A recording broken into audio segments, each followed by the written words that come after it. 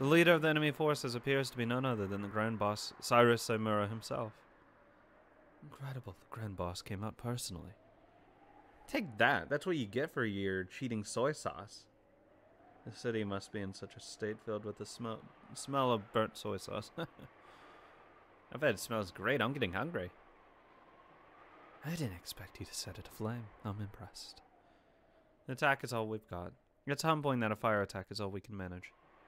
Yeah, but that's fucking a lot of money they fucking lose. All his storehouses, that's a big blow to a chain of supplies. Or supply chain. You people really haven't progressed at all since the sneak attack on Pearl Harbor, have you? Affairs between nations are one thing. But is that a concern for residents of the underworld like us? Huh.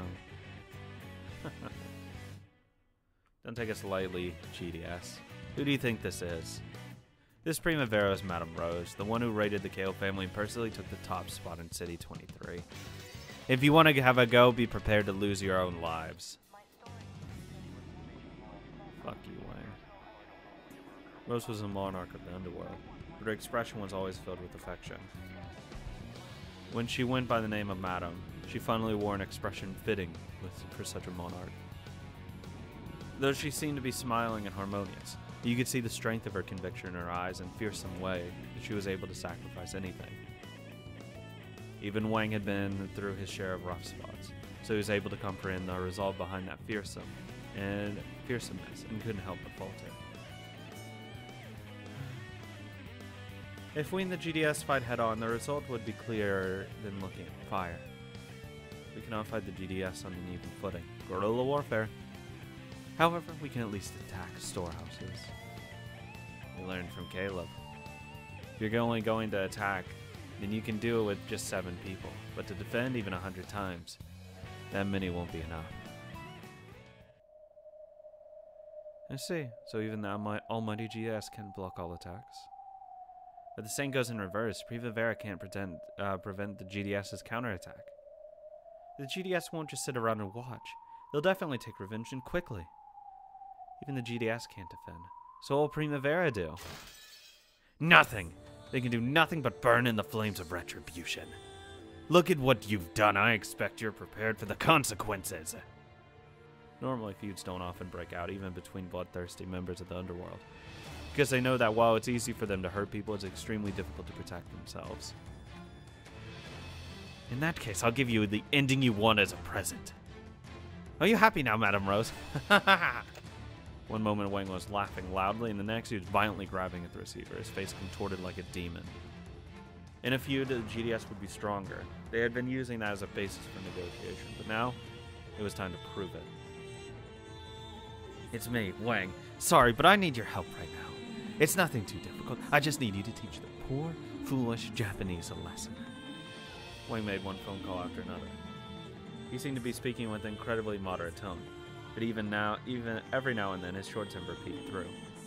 However, Wang was a very high-ranking member of the GDS, and he was also a representative of the Council faction. With just a few phone calls, he could mobilize enough force to overwhelm Primavera. At the end, he made a phone call to explain the situation to the Council of Elders, which he served. No matter how much force he mobilized, he mustn't declare war without consulting the Elders. They might tell him to fuck off. There's no need to worry. Tell everyone there that there will be no problems if they leave it to Wang. We have nothing to lose if Primavera is destroyed. On the contrary, if there is any trouble, it'll come from having to explain the disturbance to the occupying forces. Yes, leave it to me. Convince them is what I'm best at. Yes, right. Thank you very much, Elder. In that case, I will declare war on them. What did he say? Sounds like he got permission to start a war from his superior, saying he'll burn City 23 to the ground. If he does that, won't the American military in City 23 and Chinese military in City 22 get involved? It's World War III starting. Please. Please. Sorry to keep you waiting. How much time is left now? It was 9:44. 16 minutes until the 10 p.m. chime, the time which Wang announced that he would make Madame Rose surrender at. 15 minutes and 25 seconds, In other words, I've ordered all the bosses to open hostilities at exactly 10 p.m. In other words, those 15 minutes or so will be my final notice to you. We intend to see this fight you've started through to the end. Tonight's disturbance reached their ears as well. They were all livid. We know the locations of the bases for every crew under your umbrella, starting with Club Primavera. Of course, we also know the gloomy bars where the wild dogs of that Mr. Wang over there hang out. I've ordered to burn those all to the ground or blow them up. Many ordinary townspeople will caught up in the process, but all of that will be your responsibility. And in the same way the disturbances in City 23 tonight will be yours. And I thought you were a person who didn't pick fights she couldn't win. You've disappointed me. I think it's best to always be simple. I've never changed that outlook. Is it true that Rose is a simple person? A fearsome, pure person who will rush madly forward for no reason other than to make the future better for her countrymen? It is true. Then why are you taking hostile action against me? Our military force is many times yours, as is our economic scale. You have everything to gain by pleasing me and nothing to lose. The Japanese city folk would be guaranteed a more enriched lifestyle thanks to my extra cheap goods, and you've rejected that because of your own personal ideology. The enriched lifestyles of the people have been sacrificed on your own xenophobia-based claims. You say this will form a better future for your Japanese countrymen? That's a lie. You're nothing more than a dictator, sacrificing the lifestyle of her countrymen for her own ideology. I mean, that's what every leader does, basically. If I joined with you, it is indeed possible that people's lifestyles would be enriched. However, you use the distribution that supports their lifestyles as a weapon to get your way. Yeah, really, I mean, you clearly weren't doing it in a positive way. Not to mention, you also want the dissolution of the labor union, which guaranteed higher wages. So, I mean, how much are they really going to be enriched? Some people might. Normally, distribution and business transactions aren't based on money alone. There needs to be a relationship of mutual trust as well. You use that as a weapon. From that point onwards, the trust, the heart of the distribution you offered, died. The enriched life you proposed would be a dead enrichment without trust. A fake enrichment, like painting a dead tree green. An enriched lifestyle is based on relationships of mutual trust. The enriched lifestyle you proposed, which ignored this fact, were nothing more than threats, acts of intimidation. Isn't it the responsibility of one who guides her countrymen to choose the option that's most practically profitable, despite all of that? Right now, if we surrendered for the sake of the enrichment lifestyle that lay up before our eyes, it would be the same as selling our futures. Wang would probably have guaranteed enriched lifestyles for City 23, as long as it was obedient to him.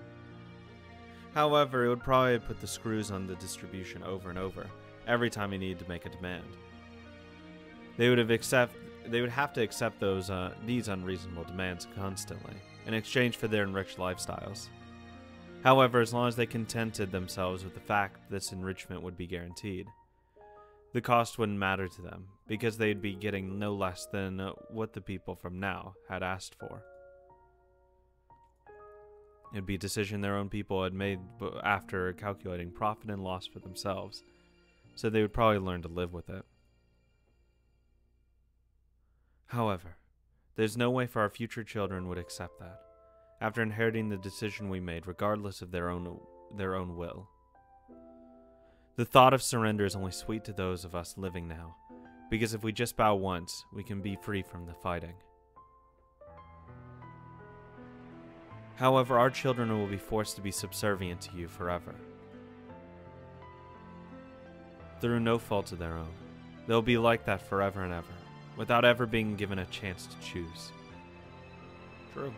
That's why I decided to choose our future, countrymen, over the now. Your future countrymen. The thing I'll pass on to our future isn't a humiliating decision we made for our own reasons. and for the sake of the enrichment are in front of us. What I want to pass on to the future is the right to make the decision. I don't have a clue what you're talking about. It's a self-determination of peoples.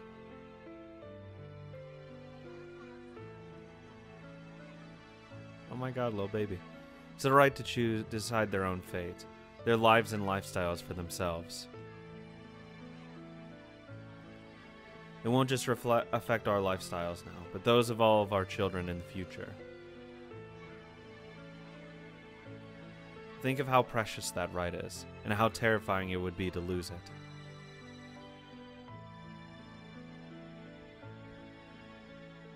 If we sold that precious right to you, our future children would scorn us forever. It's a right we must protect, even if it means sacrificing rich lifestyles for those of us living. That's the only thing I want to pass on to our future countrymen. This is Primavera. After I die, as long as Primavera exists, I'll be able to speak for our weak countrymen. Nothing says weak like little babies. I'm sure the future future Primavera will pave the way to something suitable for the new era. Most likely, almost everyone present was incapable of understanding how precious this right of self-determination of peoples was. However, Zell alone understood. She felt a heroic resolve that brought tears to her eyes. A resolve to protect that right, no matter how much she had to dirty her own hands.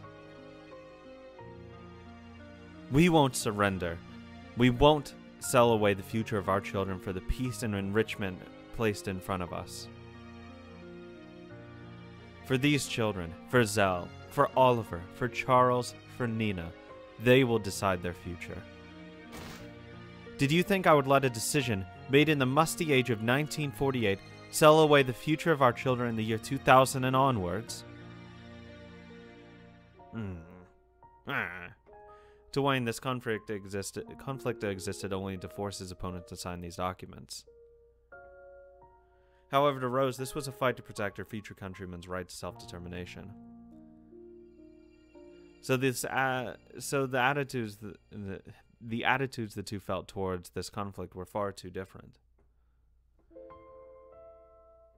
Wang was planned on a commercial conflict, where gain and losses were clear, so you wouldn't fight in a way that would lead to loss. However, Rose was different. She was prepared to abandon everything in the now for the sake of the future, and so the common sense of her way of fighting overturned every part of Wang's sense.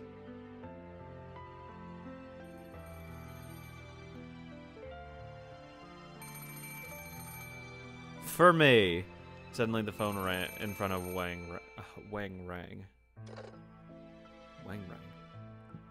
Lee took it, but after an exchange of words in English, he handed the receiver to Wang. You're fucked, buddy. What is it? Who is it from? It's Don Castiglione himself, from the Castiglione family. Don? Castiglione? Why is he calling me? The Castiglione family, a ferocious Italian-American group that controlled City 7, which was once Sumida City. This was a Japanese-based branch of a huge family on the American mainland, and the main group was an Orthodox mafia, which remained faithful to its long history and secret oaths even into modern times. Yo, we got backup! Hey, it's been far too long, Mr. Wang. I hear you've been playing quite an interesting game, have you not? Will it be Noor or Rouge? Well, no matter how it goes, I manage you'll be on top. Still, I find no pleasure in betting on a sure thing. Don, I don't understand you. So the Castiglione family has decided to place its bet on Madame Rose. Ridiculous. Why? Haha, that's a stupid question, mister. I'm Italian. You really need me to explain why I'd be bet on it, earnest, beautiful girl instead of a fat, corrupt merchant? Nah. Impossible. It was impossible that the Castiglione family wouldn't take Primavera's side. Even they couldn't want a hostile relationship with the GDS. They had nothing to gain. I can gain pussy. Music. Why would they look at a feud they should obviously handle with a wait-and-see attitude and instead choose to support Primavera's side? I'm handing the phone over. He wants to talk to you too. He? I've taken the phone. It's a pleasure to meet you, Mr. Wang. I'm Silvio Orlando, consigliere to the Orlando brothers family. No, it's the consigliere of the Orlando's brother. City 21, which was Adachi City. Bordered City 22 to the northwest. Oh, these guys are a lot closer. The force controlling it was the Orlando brothers family.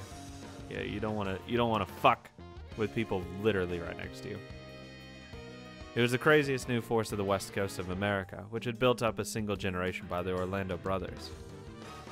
It had no history at all, but it reveled in its position as the most brutal and ruthless, and was made up of the best of the best fighters who would survive the fierce European theater. How's it going? I apologize for our rudeness.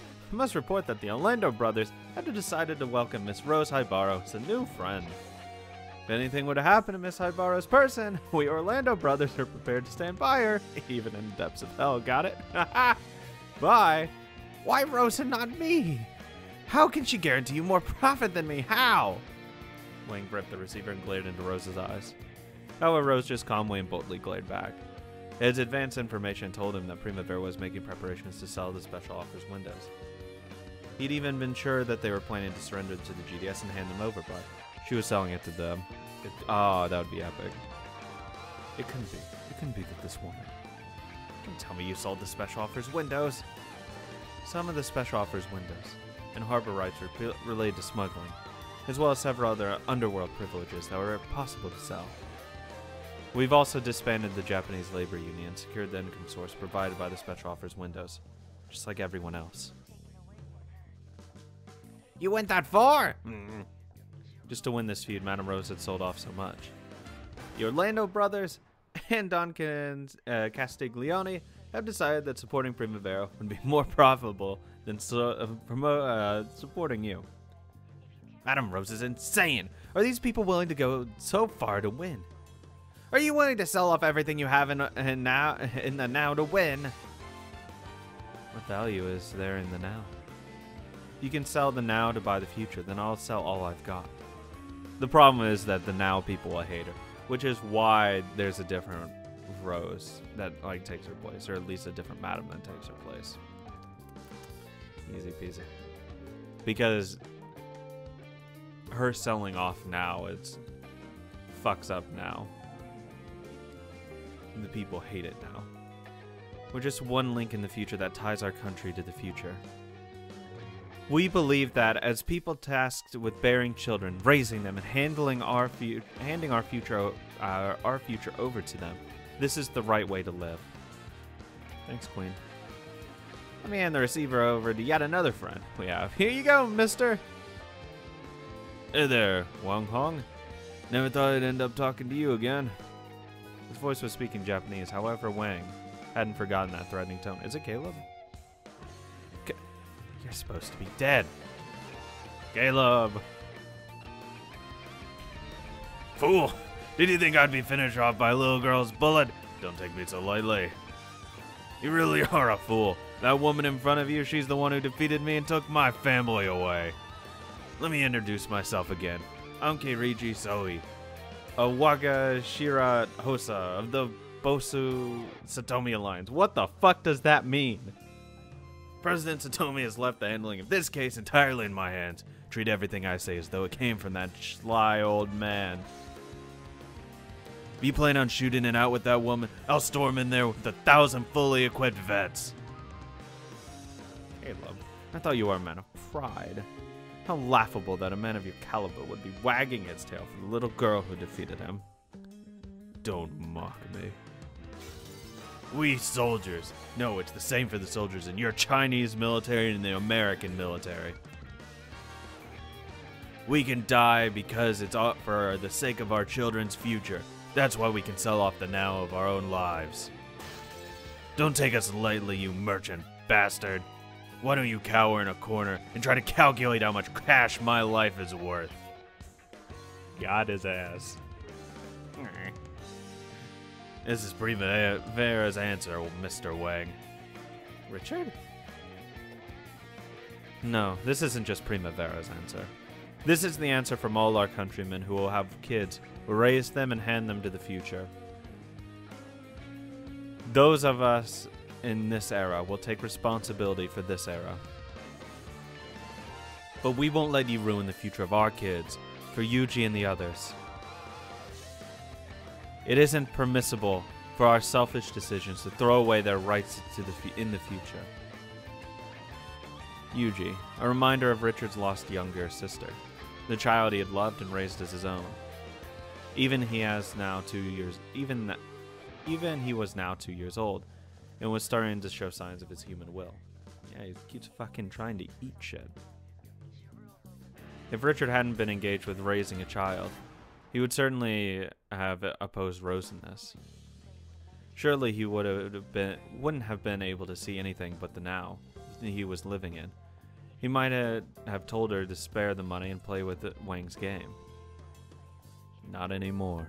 However, as a parent with a child, he couldn't help but sympathize with Rose's concern for the future. It's the right to decide one's fate for oneself. We might give up that right for ourselves, but we won't give it up for our future children.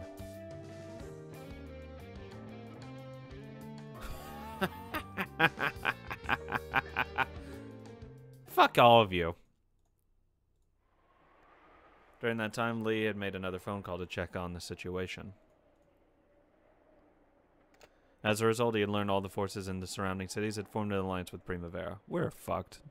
Or, you're fucked. For no reason other than to fight the GDS and in such a short time. For that reason alone, Primavera had spent an incredible amount. Of course, what they got in return was extremely large. Yeah, they have immunity from the GDS. And actually what they could do, I don't know if they'll touch on this, but they could easily have different supply chains now and they don't actually have to rely on Chinese goods. They abandoned the wage increases for their countrymen laborers and sold off various privileges throughout the city. And most importantly, they had refused the enriched lifestyles that Wang had trying to offer them. Their countrymen living in the now would probably criticize Madame Rose's decision. So be it. This is by far the best option. I wholly agree. This is a fantastic, just amazing point that she made. Great idea.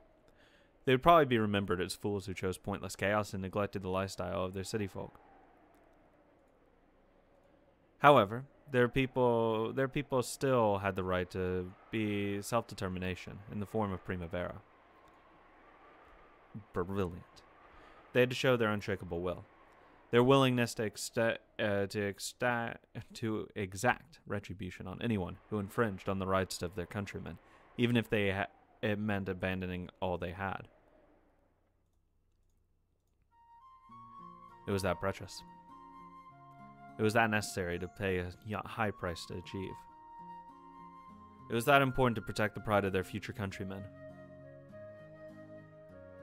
A cornered rat will bite a cat.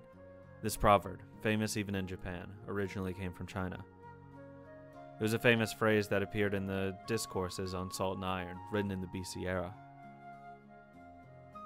The subject of this quotation, Chen Sheng, was the ringleader in the first farmers' rebellion in recorded history. My fucking farm, dude. The farmers were conscripted and dispatched to protect the country's borders, but thanks to bad weather, their chances of making it there by the appointed time grew hopeless. By the law of the day, if they hadn't arrived by the appointed time, no matter the reason, they would all be beheaded. That's fucked. If they were going to be executed anyway, why not choose to leave a name for themselves and die by their own will? Yeah, literally fuck them. Not the farmers, but fuck the people saying they're gonna fucking like behead you or whatever. The people agreed with Chen Xing's speech, and in 209 BC, the Wu Gong uprising broke out. Guang? It was the first rebellion of farmers ever recorded in human history. Part of this verse was passed on to Japan and became the proverb about a trap rat biting a cat. When the weak are cornered, they will sometimes strike back in a manner that would be unthinkable by the laws of common sense. No matter how weak a foe is, it's dangerous to corner them too completely. That was the original teaching of the phrase. It was an unwritten rule known by all residents of the underworld. People with nothing to lose are at their most dangerous when they abandon their own lives. Oh, I mean, yeah, if you have literally nothing to lose, I mean, like, fuck it. That's why residents of the underworld try to make peace with each other as much as possible, under the guise of decency and moral codes. It was something that Wang, a merchant, didn't know. He'd mistakenly thought that, like in chess or shogi, if you completely corner your opponent with the most practical moves, you'll certainly win. That's dumb. This is the fucking underworld, you moron. Like, cornering me means I, like, die, usually, in this kind of universe, this world.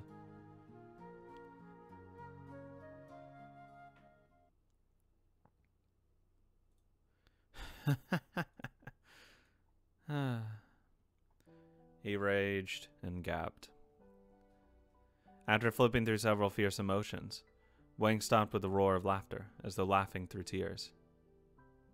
I don't get it. I don't understand. I'm single. I don't understand all this about a future for children. Madame Rose, you're single too, aren't you? Not only do you have no kids, but you're not even married. She's already reserved herself for Leo's dick. So what do you know about this future for children? How can you possibly know? Also, depending on how much time she might be pregnant, we don't fucking know, right? I mean, wouldn't put it past him. Leo's not exactly a small guy. Because I'm a woman. Because you're a woman?